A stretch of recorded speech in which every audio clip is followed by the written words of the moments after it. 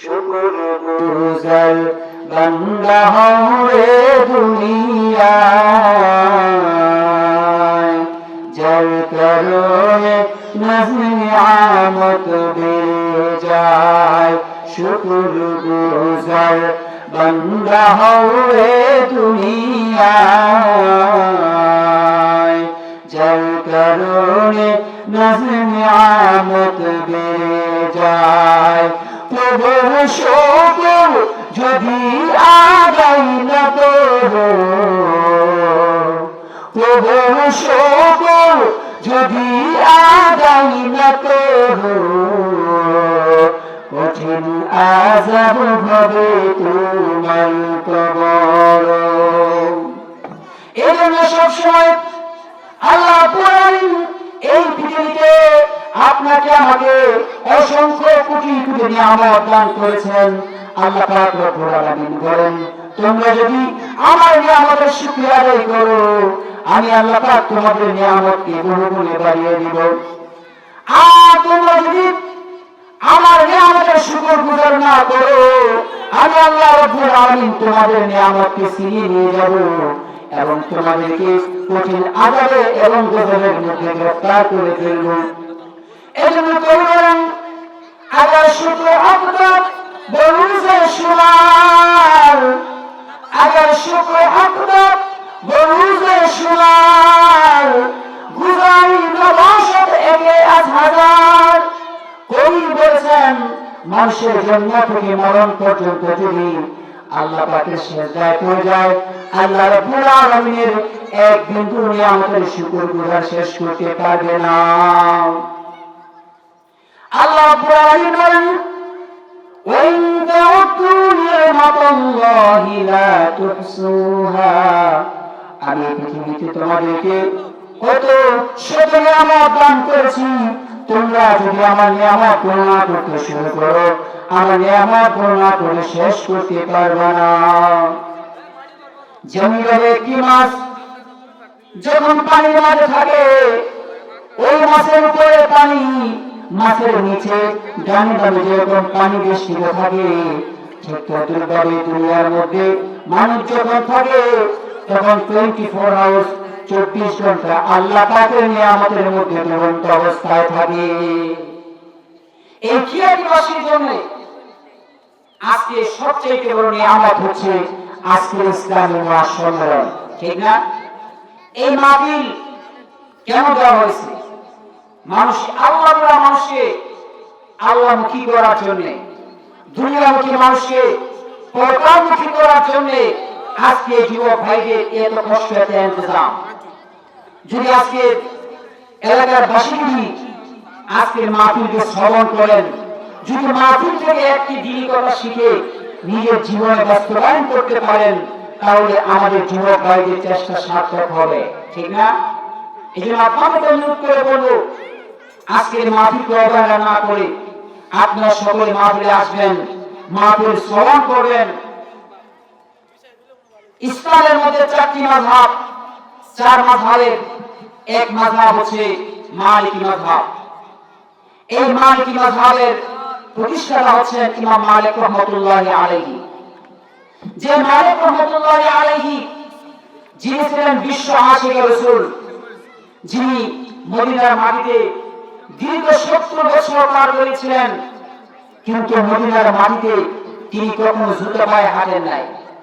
মানুষরা জিজ্ঞেস করত যে হুজুর, আপনি মদিনাতে হাঁটেন, খালি পায়ে হাঁটেন কেন? আপনি জুতা পায়ে যান না কেন?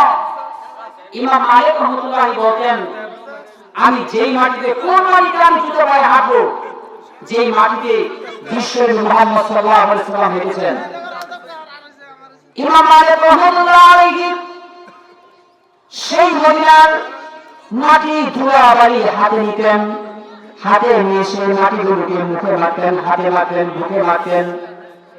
মানুষেরা বলতো, আপনি কি পাগল নাকি? ইমাম মালিক রাহমাতুল্লাহি বলতেন, ওরে মাটি, ওরে মাটি, তুমি কত ধন্য, তোমার কত বড় সৌভাগ্য, তোমার এই মাটিতে বিশ্বনবী হেঁটেছেন। এই জন্য ইমাম মালিক রাহমাতুল্লাহি আলাইহি সব সময় মদিনার মাটিকে হাতে নিতেন, মুখে মাখতেন, নিজের গায়ে মাখতেন। আল্লাহ নবী বলেন, মান আহাব্বা সুন্নতি ফাকাদ আহাব্বানি ওয়া মান আহাব্বানি কানা মাই ফিল জান্নাহ। যে ব্যক্তি আমার সুন্নতকে, আমার আদর্শকে অনুসরণ করলো, সে যেন বিশ্বনবী মুহাম্মদ সাল্লাল্লাহু আলাইহি সাল্লামকে ভালোবাসলো। ওয়া মান আহাব্বানি, আর যে ব্যক্তি বিশ্বনবীকে ভালোবাসলো, আল্লাহর হাবিব বলেন কানা মাই ফিল জান্নাহ, ওই ব্যক্তি কাল কিয়ামতের ময়দানে আমি বিশ্বনবীর সঙ্গে জান্নাতের মধ্যে থাকবে। এই জন্য যদি আমার নবীর সুন্নাত, নবীর আদর্শ গ্রহণ করতে পারি, আল্লাহ নবী বলেন নবীর আদর্শ যদি কোনো ব্যক্তি গ্রহণ করতে পারে, তাহলে ওই ব্যক্তি সাধারণ কোন ব্যক্তি চায় না, ওই ব্যক্তি বিশ্বনবীর সঙ্গে জান্নাতের মধ্যে প্রবেশ করবে। ইমাম মালিক রাহমাতুল্লাহি আলাইহি নিজের গোটা জীবনের পা থেকে মাথা পর্যন্ত বিশ্বনবীর আদর্শ গ্রহণ করেছিলেন, বিশ্বনবীর আশিক ছিলেন। আজকে যদি আমাদের সমাজের মানুষেরা নবীর আদর্শ যদি গ্রহণ করতে পারে, যদি নবীর সুন্নাত মুখে দাঁড়িয়ে রাখতে পারে, নবীর সুন্নাত মতে জীবনকে পরিচালনা করতে পারে, তাহলে আল্লাহ নবী বলেন ওই ব্যক্তি আমার সঙ্গে জান্নাতের মধ্যে থাকবে। কারণ কিয়ামতের ময়দানে সবাই সবাইকে বলে যাবে, মা তার সন্তানকে চিনবে না, সন্তান তার বাপকে চিনবে না, ভাই তার ভাইকে অস্বীকার করবে, মা বাপ তার সন্তানকে অস্বীকার করবে। আল্লাহ রাব্বুল আলামিন বলেন ইয়াউমা ইয়াফিরুল মারউ মিন আখিহি ওয়া উম্মিহি ওয়া আবিহি। কিয়ামতের ময়দানে অবস্থা কেমন হবে? মা তার সন্তানকে অস্বীকার করবে, সন্তান তার মাকে অস্বীকার করবে, ভাই তার ভাইকে অস্বীকার করবে। কারণ হলো একটাই, যদি আজকে কিয়ামতের দিন যদি ভাই তার ভাইকে পরিচয় দেয়, আর যদি বলে ভাই আজকে আমি বিপদে পড়েছি, একটু নেক আমল দাও, এই ভয়ে ভাই তার ভাইকে অস্বীকার করবে। সমস্ত রাসূলগণ আদম আলাইহিস সালাম থেকে শুরু করে নূহ আলাইহিস সালাম পর্যন্ত, এমনকি ঈসা আলাইহিস সালাম পর্যন্ত সকল নবী রাসূল বললেন আজ কিয়ামতের ময়দানে আমার পক্ষে তোমাদের জন্য সুপারিশ করা সম্ভব নয়। সেই কিয়ামতের কঠিন ময়দানে কেবলমাত্র সুপারিশ যিনি করবেন, তিনি হলেন আপনার আমার নবী বিশ্বনবী মুহাম্মদ সাল্লাল্লাহু আলাইহি ওয়াসাল্লাম।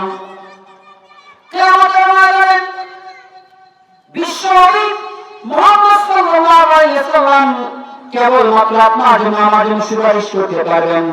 এই জন্য আল্লাহ নবী বলেন তোমরা যদি আমার আদর্শ, আমার সুন্নাত যদি আঁকড়ে ধরতে পারো, জীবনে পালন করতে পারো, তাহলে তোমার ঠিকানা হবে কাল কিয়ামতের ময়দানে আমি বিশ্বনবীর সঙ্গে জান্নাতের মধ্যে।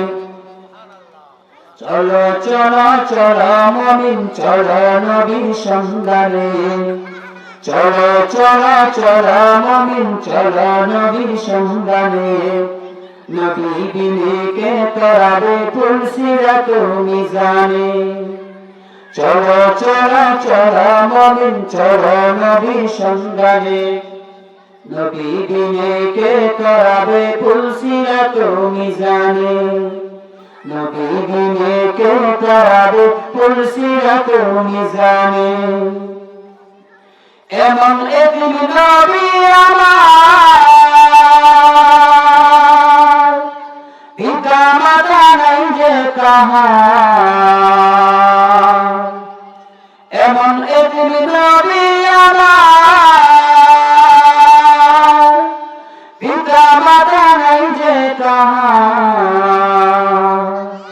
তারপরে কত মারা মারল তাকে দুশমনে, তারপরেও কত মারা মারল তাকে দুশমনে, নবী বিনে কে তরাবে তুলসিরাত মিজানে। চলো চলো চলো মুমিন চলো নবীর সন্ধানে, নবী বিনে কে তরাবে তুলসিরাত মিজানে। ওগো নবীর উম্মতেরা হয়ে আজি দিশা দিশাহারা ও গো নবীর উম্মতেরা হয়ে আজ দিশাহারা কোরআন হাদিস ছেড়ে চলো যখন যাহা চাই মনে কোরআন হাদিস ছেড়ে চলো যখন যাহা চাই মনে নবী দিকে করার পুলসিরাত মিজানে চলো চলো চলো মুমিন চলো নবীর সন্ধানে নবী দিকে করার পুলসিরাত মিজানে নবীর মায়া নাই কি তোমার কেমনে দুঃখ দাও যে আবার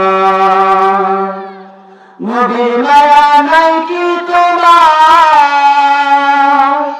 কেমনে দুঃখ দাও যে আবার নামাজ পড়ো রোজা রাখো প্রথম গাঠি কবরে নামাজ পড়ো রোজা রাখো প্রথম গাঠি কবরে নবী দিকে করার পুলসিরাত মিজানে চলো চলো চলো মুমিন চলো নবীর সন্ধানে নবী দিকে করার পুলসিরাত মিজানে কি বলে ঠিক না যে কিয়ামতের মাঠে সমস্ত নবী রাসূল বলেন ইয়া নাফসি আজকে কঠিন ময়দানে আমার পক্ষে তোমাদের জন্য সুপারিশ করা সম্ভব নয় আমরা নিজে জানিয়ে সবাই ব্যস্ত আছি সেই কঠিন কিয়ামতের ময়দানে বিশ্বনবী কেবলমাত্র সুপারিশ করতে পারবেন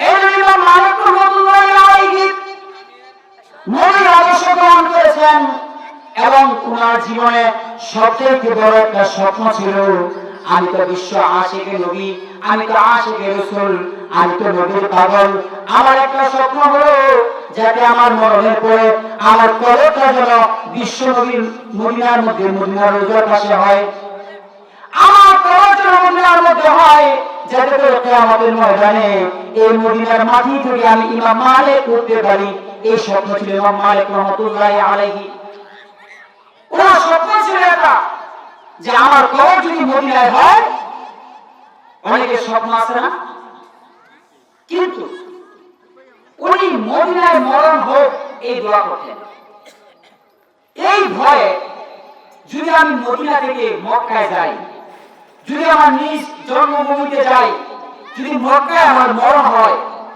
যদি আমার বাড়িতে মরণ হয় তাহলে তো মদিনায় আমাকে দাফন করবে না এই মৃত্যুর ভয়ে তিনি জীবনে একবার হজ করেছেন আর মক্কায় হজ করতে যান নাই কিসের ভয় মৃত্যুর ভয় যদি মক্কায় মরণ হয় তাহলে তো আমার কবর মদিনায় হবে না এইজন্য ইমাম মালিক রাহমাতুল্লাহি আলাইহি ইস্তিখারা করলেন ইস্তিখারা করা সুন্নাত ইস্তিখারা কাকে বলে নবীজি বলেন দুনিয়ার যে কোনো কাজ আপনার মেয়েকে বিবাহ দিবেন এবং এই ছেলের সঙ্গে মেয়ে বিবাহ দিলে সুখ হবে কি হবে না ছেলের সাথে মেয়েকে বিবাহ দিবেন কি দিবেন না এরকম বিপদে টেনশনে আমরা পড়ি ঠিক না বাজারে দোকান দিয়ে ভালো হবে কি হবে না এই খেত কিনলে ভালো হবে কি হবে না দুনিয়া যে কোনো বিষয়ে আপনি যখন টেনশনে পড়ে যান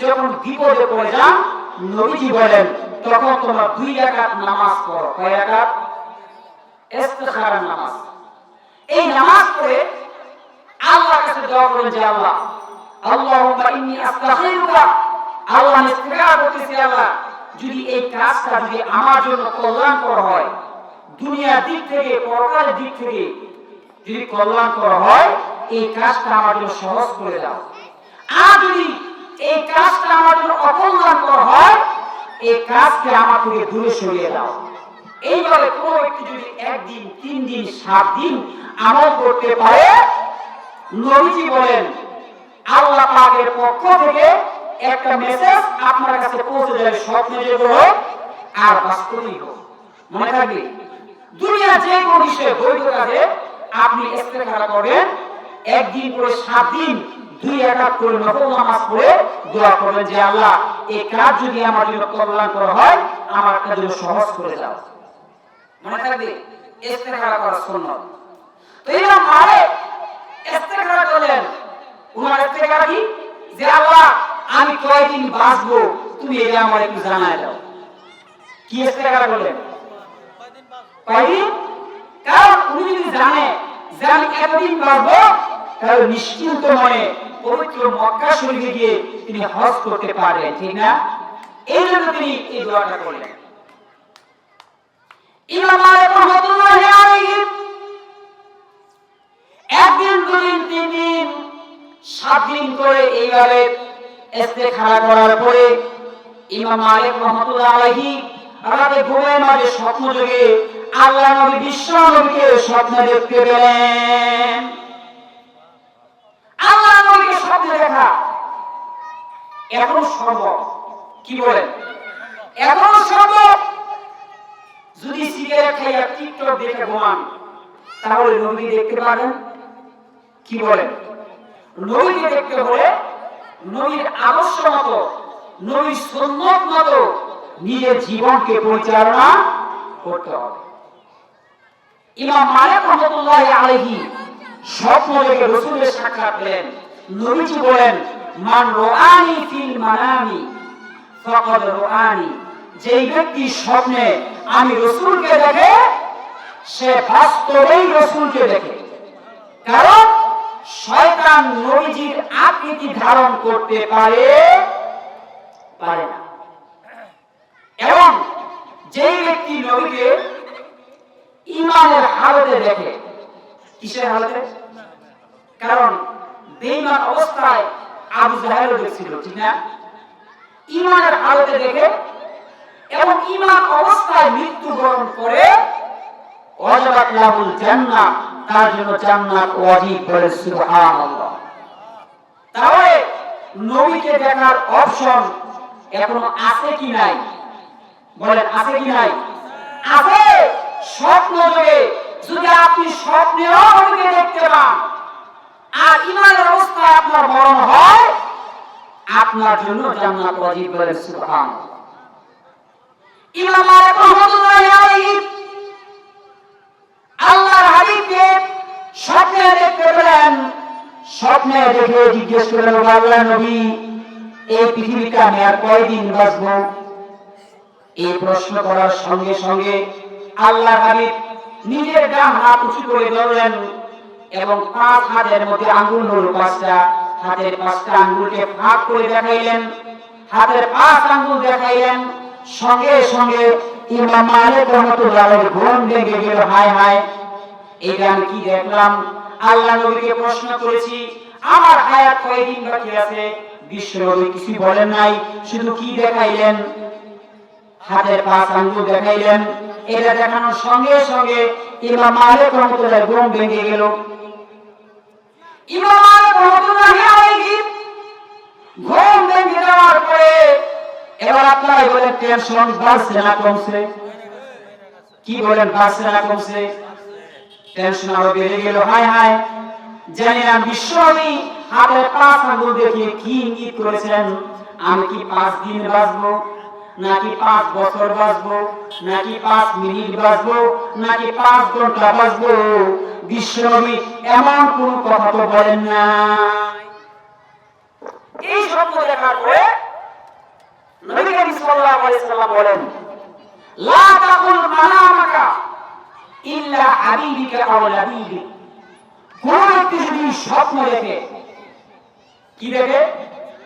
স্বপ্ন দেখে এই স্বপ্ন সবাইকে বলবেন না। যে ব্যক্তি স্বপ্নের ব্যাখ্যা জানে অথবা কোন আলেম ছাড়া স্বপ্ন কাউকে জিজ্ঞাসা করবেন না।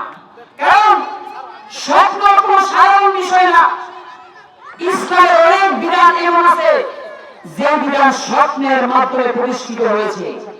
কি বলেন, ঠিক না? যেমন আপনার কুরবানি ঈদ পালন করেন, গরু জবাই করেন, এই ঈদ কিন্তু এটা স্বপ্নের মাধ্যমে। কিসের মাধ্যমে?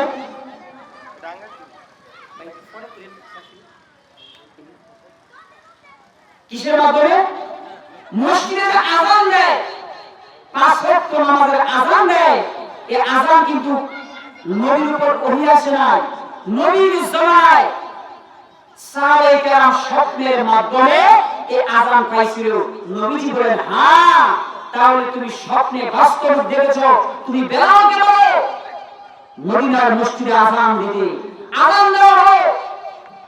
ওমর ফারুক রাদিয়াল্লাহু তাআলা আনহু সহ 14 জন সাহাবী বলে, ও আল্লাহর নবী, এই বেলাল এই শব্দগুলো কোথা থেকে পেল? আমরা আজকে রাতে এই শব্দগুলো স্বপ্নে পেয়েছিলাম। তাহলে স্বপ্ন কি সাধারণ বিষয়? নবীজি বলেন, যখন কোন মানুষ কোন স্বপ্ন দেখে, ওই স্বপ্ন পাখির পায়ে ঝুলন্ত অবস্থায় থাকে। যদি কাউকে আপনি স্বপ্ন জিজ্ঞেস করেন, সে যদি ভুলভাল ব্যাখ্যা দেয়, এটা আপনার উপর পতিত হয়ে যাবে। এই জন্য কোন ব্যক্তি যদি খারাপ স্বপ্ন দেখেন, তাহলে তার 3টা করণীয়। বলেন কয়টা? 1 নম্বর, তার বাম দিকে 3 বার থুতু ফেলবেন, এইভাবে 3 বার, এবং 3 বার আউযু বিল্লাহি মিনাশ শাইতানির রাজিম পড়বেন। এবং যেই পাশে আপনি ঘুমন্ত ছিলেন, ডান দিক হয়ে, যেই দিক হয়ে ঘুমন্ত ছিলেন, এই দিক পরিবর্তন করবেন। নবীজি বলেন, এই 3টা কাজ করলে ওই স্বপ্ন তার কোনো ক্ষতি করতে পারবে না। অনেক কিছু হুজুর স্বপ্নে বলে সাড়ে চলে গেছে, ওই উজার কাছে যা বিষ সবাইকে কি করেন আছে না? এরকম যদি বলে, তাহলে কি বিশ্বাস করবেন? নো, বিশ্বাস করা যাবে না। স্বপ্নে যদি সাপে কামড় দিলে সত্য হয়, তাহলে স্বপ্নে তো লাখ লাখ টাকা কেউ স্বপ্নে পাইছেন, 10,000 টাকা পাইছেন, কেউ 1 ভরি স্বর্ণ পাইছেন, কেউ পান নাই। তাহলে কি কি পাবেন? গোটা বাংলাদেশে স্বপ্নের মাধ্যমে কেউ বিয়ে করে ভাত করে স্বপ্নে বউ পাইছে, কিন্তু বাস্তবে পায় নাই। কি বলেন? কথা ঠিক না? তাহলে স্বপ্ন দেখা যায়, ধরা যায় না, ছোঁয়া যায় না। যাই হোক, আমি স্বপ্নের বিষয়ে আলোচনা করতে চাই না, বিশাল লম্বা। তাহলে ইমাম মালিক রাহমাতুল্লাহি আলাইহি তিনি স্বপ্নে দেখলেন বিশ্বনবী হাতের 5 আঙ্গুল দেখাইলেন। কয় আঙ্গুল? এখন ইমাম মালিক রাহমাতুল্লাহি আলাইহি